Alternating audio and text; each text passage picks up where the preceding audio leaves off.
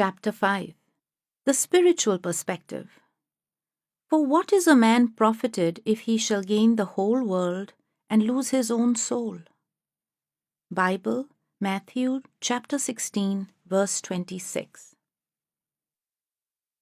We have seen how invaluable women are to the natural order.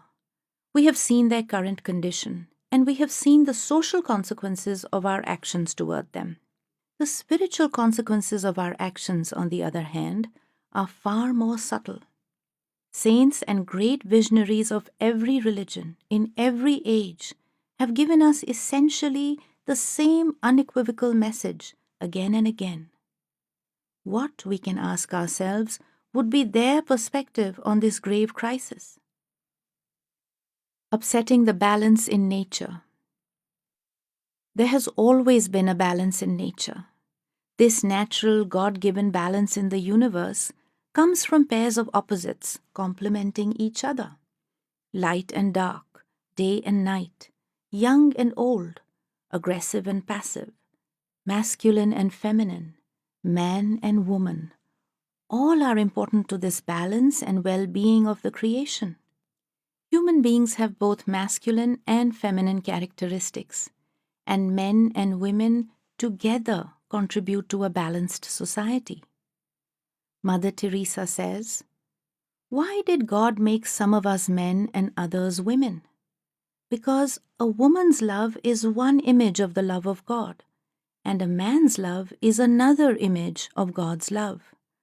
Both are created to love, but each in a different way."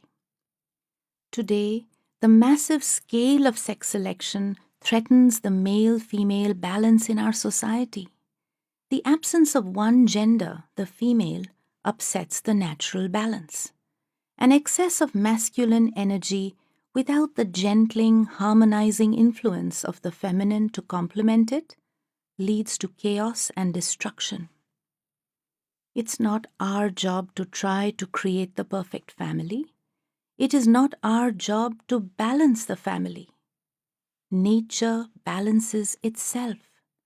When we interfere with the processes of nature, we disrupt the natural order of things. Then nature asserts itself to correct the imbalance. This process of correction is inevitably a painful one. Aligning our actions with our goals. What is our life's ultimate goal? If our goal is spiritual, then let us ask ourselves, are our daily actions aligned with this goal? Many of us tend to fall into the trap of limiting our spiritual efforts to a particular time or place. We perform a few moments of ritual at a place of worship or a few moments of prayer at a particular time every day, and then for the rest of the day, we forget our noble goal. At times, we may even perform acts of such callousness toward our fellow human beings that every act of worship we have performed might stand cancelled. Is such worship acceptable to the Lord? Hazrat Sultan Bahu in Bed 58 says, "In the court of the Lord, an ounce of love weighs more than tons of religious faith." To achieve the highest spiritual goal, we have to live the spiritual teachings at every moment. The spiritual way must become an inherent part of our lives. The essential equality of women. Saints teach us about the sacred nature and oneness of all living beings. Kabir Sahib says, "From one light all have emanated, then who can we call good and who bad?" Our soul, the life force that enables us to live, has no gender. In the eyes of God, there is no difference between men and women. All are pure spirit. All are divine. All are equal. Taking a life. Saints have always maintained that every life has value, that it is wrong to kill another being. They teach us only God has the power to give life and take life. It is not for us to decide on God's behalf whom to preserve and whom to kill. In the Bible, Exodus 20:13, it says, "Thou shalt not kill." In the Quran 17:31, it says, "You shall not kill your children due to fear of poverty. We provide for them as well as for you. Killing them is a gross offense." Guru Ravidas says, "Do not kill any creature. In all beings dwells the Lord. O Ravidas, the sin of killing will not be atoned for, even if one were to give 1,000,000 cows in charity." Perhaps we are confused because we see the child in question as an unborn fetus, not a living baby. Infanticide, though still widely practiced, has always been associated with guilt. The mother has a chance to hold her baby in her arms. The dai, midwife, who usually performs the act, has a chance to see the face of the baby and hears her cry and struggle for life. In the old days, after killing a girl child, a pandit was called to the house to perform prayers and make offerings to appease the gods. We have always known, deep down inside, that it is wrong. Unfortunately, with feticide, because the baby is unborn and unseen, our conscience is relatively numb. Medical technology, the clinic, and the professionalism of the medical team distance us from the cruelty of the act. Also, many of us find feticide morally acceptable because we believe the soul does not enter the fetus until the end of the second trimester of gestation. We must ask ourselves, on what basis have we reached this conclusion? Nature intended the mother's womb to be a safe place for the baby to grow. A fetus has the ability to experience pain. A fetus is a human being in the making, the greatest of all God's creations. A fetus is a human child born in the image of God. A child brings the promise of love. It is our responsibility to protect and nurture that innocent child as much and as far as we can. Hurting another human being. When we view all beings through a spiritual lens, it creates compassion in us. We begin to understand that far from killing, we should not even injure another's feelings. Daughter, sister, wife, daughter-in-law, we cannot expect to hurt her and find a place for ourselves in the court of the Lord. Maharaj Jagat Singh says, "Never hurt the feelings of anyone. This is a sin which even God himself does not pardon, because it cuts at the very root of spirituality." Putting limits on our wants. Let us pause and reflect on our motivations. What is it that makes us demand a dowry?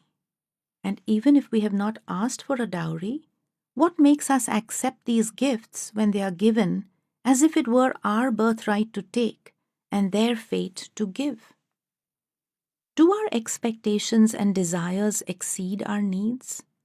To what extent are we willing to go for a better TV, a newer car, a bigger house? And if all these desires were to be fulfilled, would we then be satisfied, or would our mind conjure up new wants? The Philokalia says, we should remain then within the limits imposed by our basic needs and strive with all our power not to exceed them. For once we are carried a little beyond these limits in our desire for the pleasures of this life, there is then no criterion by which to check the onward movement, since no bounds can be set to that which exceeds the necessary. In our need to possess more, have we given any thought to the repercussions that will surely follow? Guru Arjan Dev says, "You clutch at things that belong to another, but the Lord within knows and hears all. Lost in greed for worldly things, you fall into the pit of hell, unaware of what lies in store for you in the beyond." The desire for sons and the desire for more wealth lead us to commit heinous acts against women. But do either our sons or our wealth truly belong to us? Will we be able to take them with us when we leave this world? The Dhammapada says, "The fool is tormented thinking, 'These sons belong to me, this wealth belongs to me.' He himself does not belong to himself. How then can sons be his? How then can wealth be his?" The consequences of our actions. The law of karma is a natural law that governs the working of this creation. According to this law of cause and effect, our every thought and action results in an equivalent consequence. Guru Arjan Dev says, "Whatever we sow, it is that we shall reap. This life is a field of actions." A record is kept by life itself of all our thoughts and actions. We may have to bear the consequence of these actions in this lifetime, or it may be postponed to a future lifetime. Either way, the consequence itself is inescapable. There is an apt saying, "The wheels of karma grind slow, but they grind exceedingly fine." A story in the Indian epic, the Mahabharata, illustrates the working of this law quite effectively.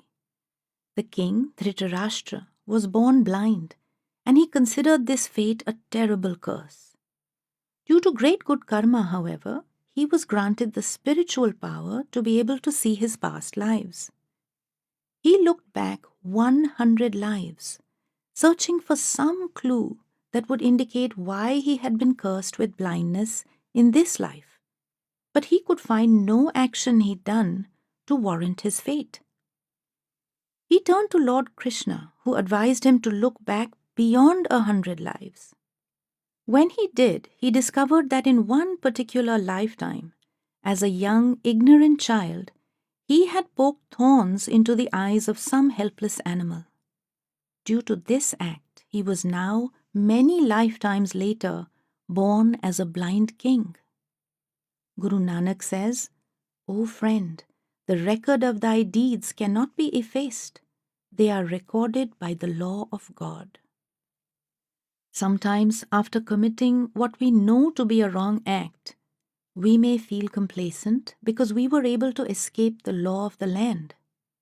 Hazur Maharaj Charan Singh used to say that if a 5-year-old child were in the same room with us, we would hesitate to steal even a pencil. Yet what do we not do in the presence of the Lord? We should be cautioned. The Lord, who is all-knowing and all-seeing, cannot be deceived. In the Bible, Galatians 6:7 to 6:9, it says, "Be not deceived. God is not mocked. For whatsoever a man soweth, that shall he also reap." Nor should we be beguiled into thinking that our actions are somehow justified because our circumstances are desperate, or because we are doing this for our loved ones. On our day of judgment, it is we who will be held accountable for our actions, not our loved ones. No one else can pay this debt for us. In the Quran, it says, "Each soul earns what it earns for itself, and no man shall bear another's burden." It is a sin to kill. Nothing in this world is free. Everything we do comes at a price. We may have the sons, we may have the wealth, but we had to sell our soul in exchange for it. Was it worth the price? Will we ever again be able to live in peace? Living in the will of the Lord. To accept the will of the Lord means to understand that the events in our life are not occurring arbitrarily. We made choices in our past lives, and we are reaping the fruits of those actions. Therefore, if a daughter is in our destiny, then so be it. Let us welcome her with equal love. Her presence in her mother's womb is not an accident to be corrected, but an act of supreme will. A Punjabi proverb goes, "Not a leaf can stir without his command." Why can we not accept the Lord's will? What are we worried about? Continuing the family lineage? Keeping the inheritance within the family? Having financial and emotional support in our old age? Meeting our business and financial goals? Let us set aside these worries. Let us just do what is right and turn to the Lord to take care of us in our time of need. Maharaj Jagat Singh says, "Your worrying shows that you have no faith in the goodness of God, or even in God Himself. Let Him accomplish things in His own way, rather than in the way you desire. Try to adjust yourself to all that He does, and you will never be unhappy." In the Bible, Luke 12:23, it says, "And if God cares so wonderfully for flowers that are here today and gone tomorrow, won't He more surely care for you? You have so little faith." If we look at our relationships and possessions from a spiritualized perspective, we will realize that in truth, everything we have does not belong to us. What we have has been entrusted to our care for a time, so let us not cling to it, compromise our principles, or try to impose our will over the Lord's. As caretakers, our job is to take ourselves out of our actions and just discharge our duty with the utmost sincerity, honesty, and love, and leave the results in the Lord's hands. Maharaj Charan Singh says, "If we can take what comes to us as from Him, then whatever it is becomes divine itself. Shame becomes honor, bitterness becomes sweet, and darkness becomes light. Everything takes its flavor from God and becomes divine. Everything that happens betrays the invisible hand of God." Our essential divinity. Let us ask ourselves an important question. Who are we? We think of ourselves as human beings, struggling to survive, occasionally searching for meaning through an elusive spiritual experience. Saints, however, offer us a far broader perspective. Pierre Teilhard de Chardin says, "We are not human beings having a spiritual experience. We are spiritual beings having a human experience." What a paradigm shift this is! Do we really see ourselves as spiritual beings? This is a question of fundamental importance, because our self-perception is the lens through which we view the world and the driver of all our actions towards others. It is only when we respect ourselves that we are able to treat others with respect. It is only when we love ourselves that we can have any love to give to others. It is only when we consider ourselves to be divine that we see the divinity in others. Our actions towards others are, in fact, a mirror which reflects how we view ourselves. We cannot ignore these fundamental facts. To kill a child is a sin. To hurt a woman by thoughts, words, or actions is a sin. When we hurt, abuse, or dominate anyone in our lives, we will have to bear the consequences of our actions. Any pain perpetrated by us will stand in the way of our own spiritual progress and growth. Let us instead wake up to our great human potential. Let us live a life that gives equal value to each human being, no matter whether they are woman or man, girl child or boy child. We are all born of one sacred reality.